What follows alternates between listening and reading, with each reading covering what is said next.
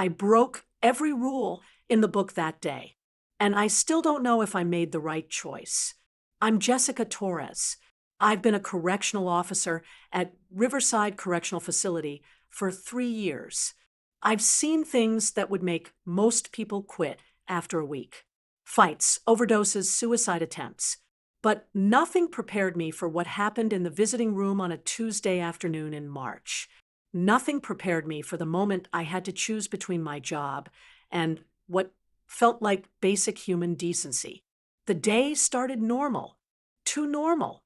I should have known something was coming. It was 2 p.m. when I took my position supervising the visiting area. C-block visiting hours were always calmer than the men's side.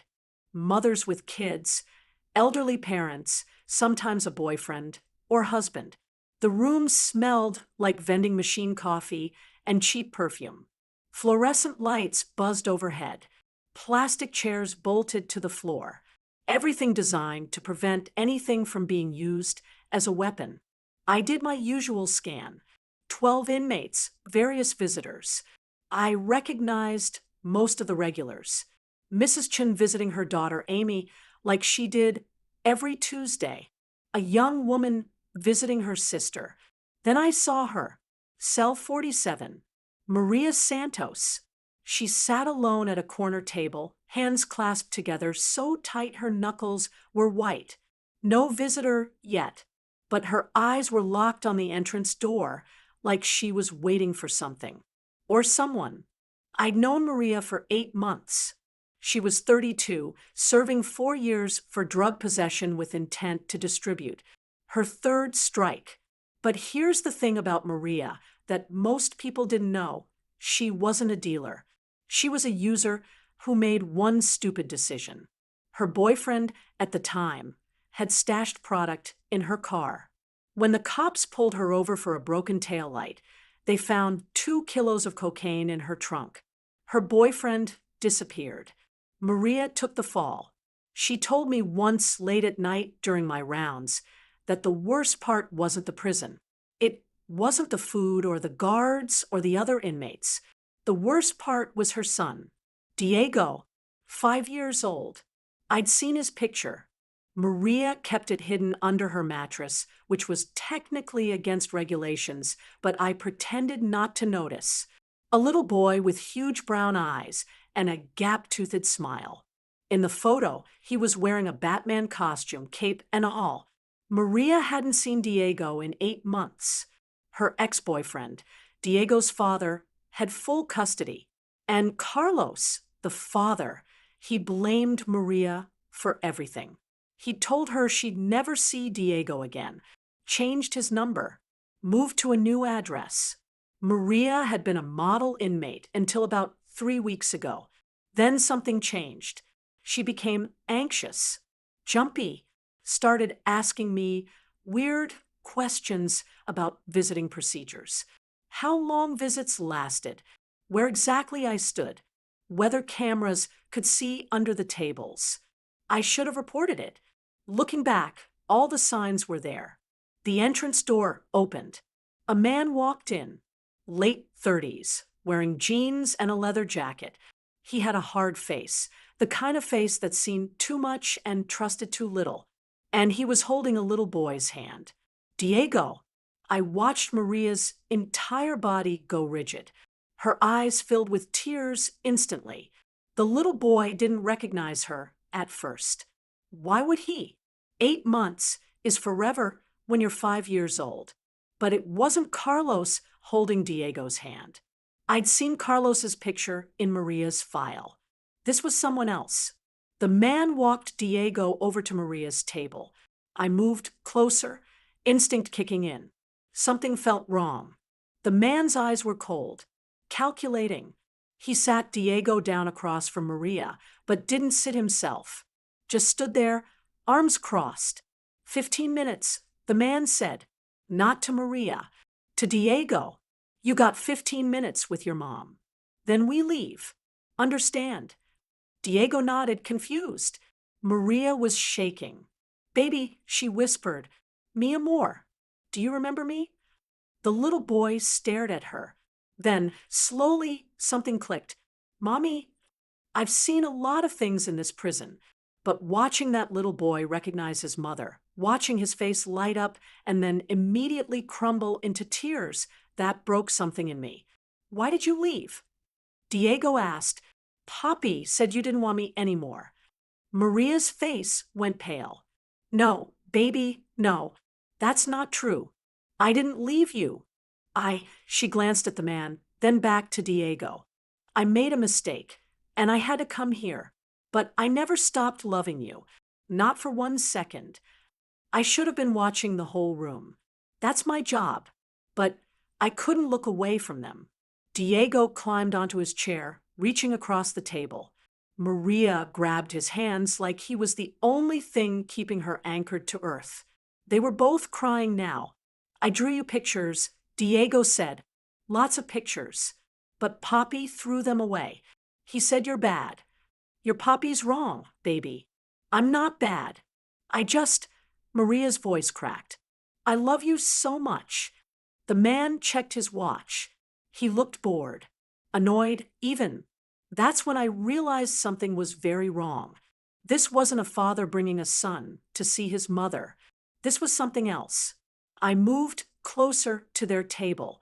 Excuse me, sir. What's your relationship to the inmate? The man's eyes flicked to me. Friend of the family. Does the child's father know about this visit? Pause. Too long of a pause. Yeah, he said. He knows. He was lying. I could feel it. I need to see your ID and verify you're on Maria's approved visitor list. The man's jaw tightened. I already checked in at the front desk.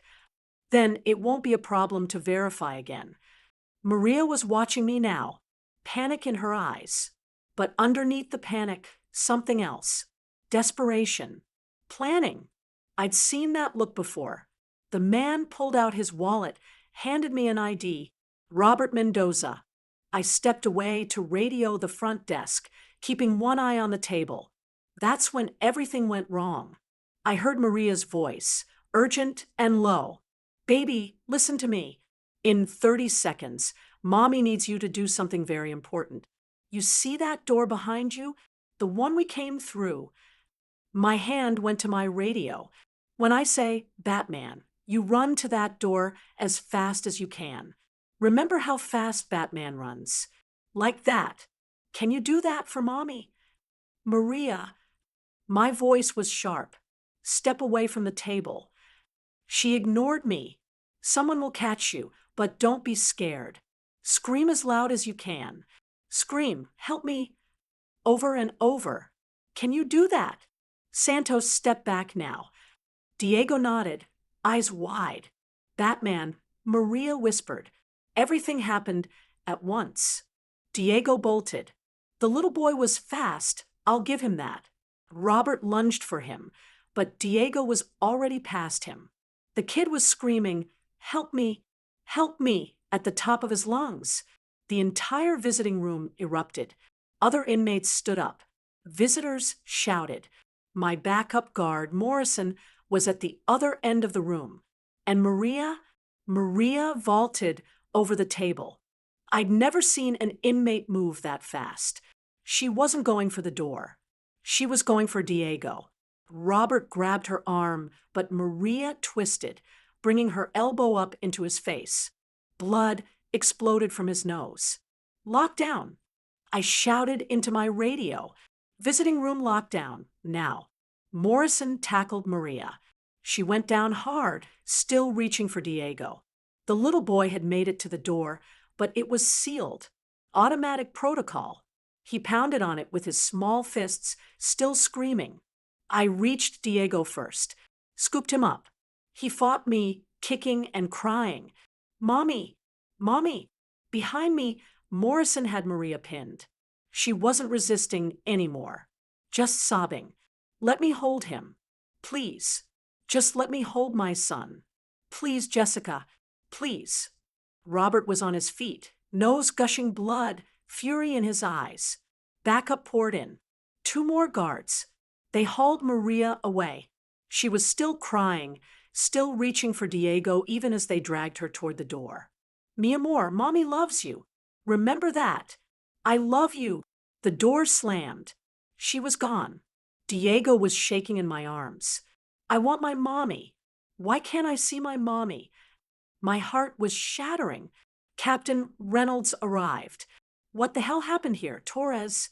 Robert was holding his nose, glaring at me. That psycho attacked me. I'm pressing charges. And this whole operation was a setup from the start. What operation? Reynolds asked. That's when it clicked. Robert wasn't a friend. He was hired help. She paid me, Robert said, $5,000. Half up front, half when I brought the kid. Said she just wanted to see him. Didn't say anything about trying to kidnap him. She wasn't trying to kidnap him. I said quietly. Everyone looked at me. She was trying to get caught. Reynolds frowned. Explain. I looked down at Diego, still trembling in my arms. She knew if she caused a scene, if she made it look like an attempted abduction, the authorities would have to investigate. Child services would get involved. They'd look into who has custody, whether the child's safe. Robert's face changed. Guilty knowledge. Maria's been trying to reach her son for 8 months. I continued. The father refuses contact. Changed his number. She can't even send letters. This was the only way she could think of to get anyone to pay attention. Reynolds was quiet for a moment. Then, Torres, take the child to processing. We need to contact the father and sort this out. Robert, you're coming with me. You're being detained for attempting to facilitate unauthorized contact with an inmate. They led Robert away. I carried Diego to my office, sat him in my chair, and knelt in front of him. Diego, I need you to answer some very important questions. Can you do that? He nodded, tears still streaming. Are you safe at home? Does anyone hurt you? His eyes dropped. My stomach turned. Your Poppy? I asked gently. Or someone else? Poppy's girlfriend. He whispered. She gets really mad. She says bad words, and... He touched his arm. I rolled up his sleeve. Bruises. Old and new. I closed my eyes. Maria knew. Somehow she knew. I called Child Protective Services before I called Carlos. Let them handle it. Let them investigate. Maria's desperate plan might have actually saved her son. They took Diego away 3 hours later. Temporary protective custody while they investigated the home situation. He cried for his mother the whole time. I went to C Block that night. Maria was in solitary. Punishment for the incident. She'd get more time added to her sentence. But when I looked through the window, she wasn't crying anymore. Did they take him? She asked. Is he safe? Yes, I said. CPS has him. They found the bruises. Maria closed her eyes. Her whole body relaxed, like she'd been holding her breath for 8 months and finally let it out. Thank you, she whispered. I knew you'd figure it out. I knew you'd check. You're getting more time added. I said, probably 6 more months. I don't care. She opened her eyes, looked right at me. He's safe. That's all that matters. I should have walked away, but I didn't. You could have just told me, I said. You could have told me he was being abused. Would you have believed me? Would anyone? Maria shook her head. I needed proof. I needed someone to actually see him, check him. This was the only way. She was right. An inmate reporting abuse. Without evidence, it would have gone nowhere. I broke so many rules helping you. I said, not angry, just stating fact. I know. Maria's voice was soft, and I'll never forget it. I left her there in that cell, went home, couldn't sleep. 3 weeks later, I got word. CPS had removed Diego permanently from Carlos's custody. The girlfriend confessed to the abuse. Carlos lost all parental rights. And Maria was granted supervised visitation once a month until her release. After that, the court would review custody. That little boy would have his mother back.